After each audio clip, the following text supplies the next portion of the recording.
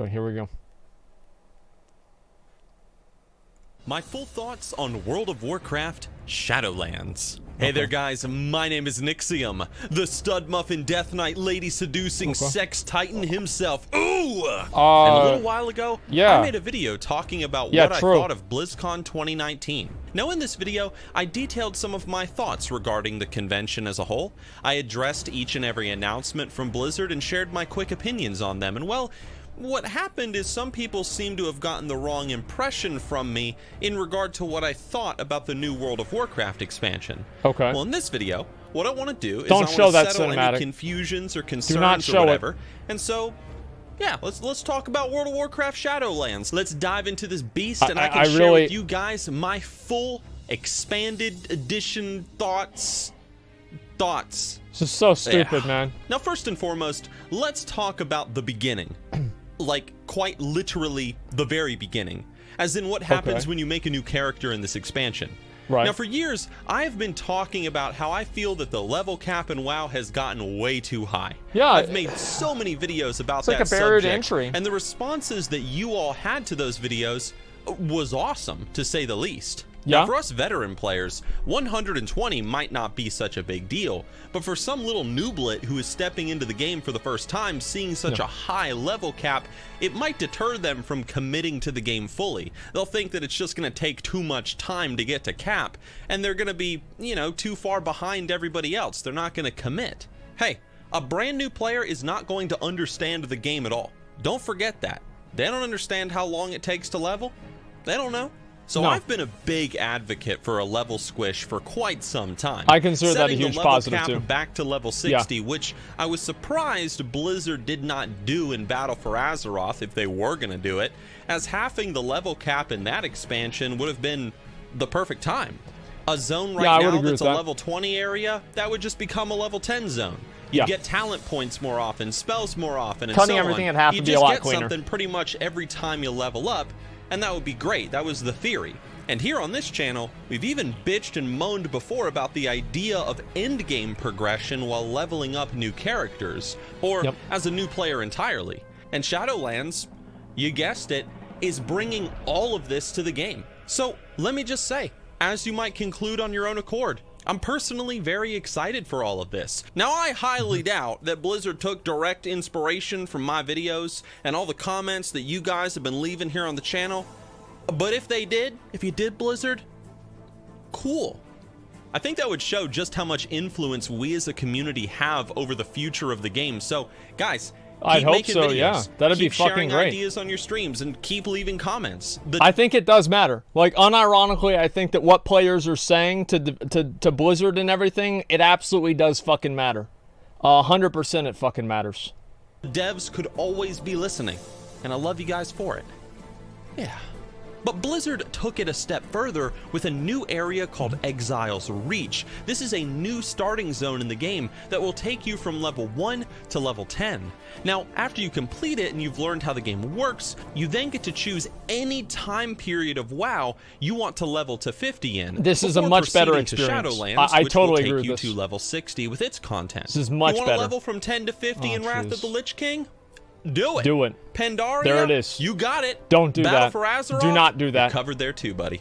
Now this is, in my opinion, one level of my 10, favorite level 10 features about weapon. this expansion. Level it is 10 not too Ashbringer. crazy or flashy, but for those of us who are veteran players that have leveled through Outland a million times in the Cataclysm zones, and this choice system is a freaking godsend.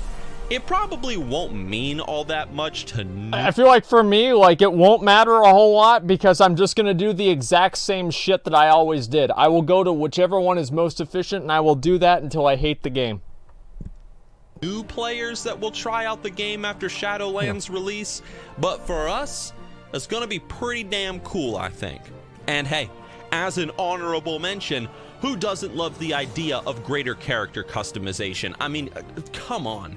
I don't need to say anything really about that because we're all hyped for it. I'm hyped for it. You're hyped for it. You know you are. Yeah, very tattoos, hyped. Though. I want tattoos on my human. Extremely hyped. That would be really nice. Thank you. But let's talk about the Shadowlands themselves, the new zones and the new systems that come with it. Guys, first of all, I think some of these new Covenant zones look great. Now, others are okay-ish, in my opinion, but that's just my personal preference, and I ain't gonna bore you with my artistic critiques, so we ain't gonna do that. But what I do want to talk about, however, are the Covenants themselves that you can join. So first and foremost, one of the biggest things about the Covenant system that I love is the replayability factor of it all. When you choose a Covenant, that is your Covenant.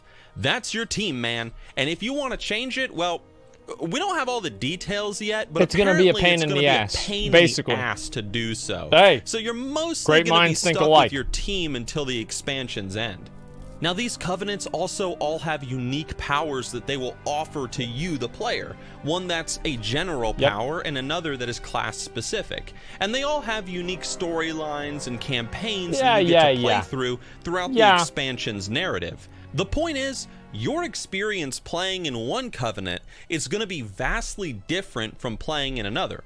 And to me, we'll see. That's probably we'll see about that. System's greatest strength, the replayability. Another thing that you get to do is you also get to soulbind your character at max level to a specific powerful NPC that lives within your Covenant.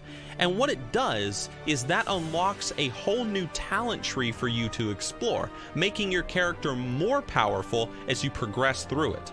Now, this system's cool, and I like it, and I like all the choices that were being offered as a player. Although I will say that these little soul-binded talent trees do appear a bit limited and straightforward right now, but we could see more added to them in the future.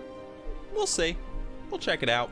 And then there is Torghast, the Tower of the Damned, whose name I'm not sure I'm pronouncing correctly, but it's a Diablo-esque inspired dungeon that you can either play solo or you can play with a group of up to 4 other players. Now, this dungeon ain't like a regular dungeon where you follow some stupid linear path, you kill some bosses, and that's it. We'll see. We'll see about that. I mean, that's what they said about Island Expeditions, and they turned out to be scripted as fuck. So I will wait until Blizzard actually releases this and it becomes a thing before I expect this to actually happen. Like, yes, of course, it sounds like Torghast is going to be really cool, but whenever the beta comes out and alpha comes out for this game, I'm going to roast the shit out of it if there's anything that I don't like, because I didn't do that in BFA, and look where we are now. This is a dungeon that's going to mix things up on your ass. Sometimes you go into it and you're facing one type of mobs. You're encountering these types of traps and going down this particular route. But another time you go in, you're going to be facing entirely new mobs, new traps, and following a completely different path. The point is, the dungeon is meant to be super replayable, and as you scale higher and higher into the tower, it becomes more and more challenging. Now, this is something I really can't form my full opinions on, as I need to play test it first. I got to get my hands on it. But in theory, it sounds really interesting and is one of Shadowlands' highlights in theory, for me. I agree with that. One of the things I'm most excited for. We'll see what the practice is, though. You can probably see a recurring theme here. Replayability, replayability. This is good. I like this. But we also need to talk about legendaries, because Blizzard is handling them completely different in this expansion. You see, in Legion, there was this horrible system of how legendaries would just randomly drop here and there, giving you, the player, some random-ass boost to your power. See, you guys that just came in for Classic, like, you guys weren't there for this bullshit. But what used to happen is that in Legion, you would kill anything in the fucking game, and it could give you a literal legendary that would make you, like, it was the best in slot item in the game. It was straight-up fucking ARPG bullshit. In WoW. It was the worst thing ever. I still can't believe they did that. I really can't. Some sucked, but Blizzard learned, and now in this expansion, we are getting an entirely new way of getting these bad boys. And how do we do it? Get ready for a little bit of classic inspiration, my friends, because we're gonna forge them. That's right. Now, you're not necessarily always going to go to a blacksmith to forge your legendary or whatever, but professions do come into play. No matter what profession you have, you will be able to craft these base pieces of a legendary, combine them, and then forge yourself your very own sword, I'm not sure how this is going to go, or whatever Blizzard has in mind.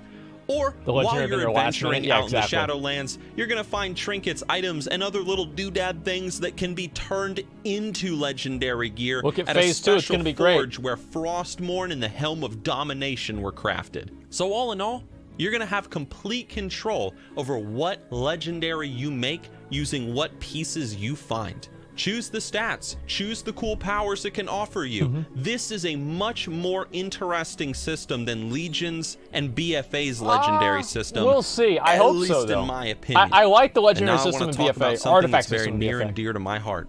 In my opinion, it is one of the most beloved things coming out with this expansion, and that's more class identity. Blizzard has clearly I thought I was learned gonna make a lot joke. from Classic WoW's release. Yeah, I agree. How many people are playing it, and just how much hype it still has behind it. And so it's no wonder that Classic WoW is affecting the next expansion amazingly. To really sell that fantasy of playing your class, Blizzard is bringing back so many of the old class-defining abilities that were lost over the years in World of Warcraft. Remember your totems as a shaman? They're coming back. Paladin auras, Yep. rogue poisons, warlock curses, a whole lot more. Remember Death Coil, Ursol's Vortex Consecration, Frost was Shock, great. Raised Dead, It was all that amazing. other Yeah, stuff. how about that? They're Retail coming back saved. too, man. Retail And yeah, saved. even Ritual of Doom. Here's the thing, guys. I still stand by what I said in the last video where I mentioned that this expansion really doesn't have a whoa, oh my god factor when it comes to the Shadowlands. There's no new That's kinda class true, to change honestly. things It- up. it is. There's no new crazy system that's going to change the way we play the game or whatever.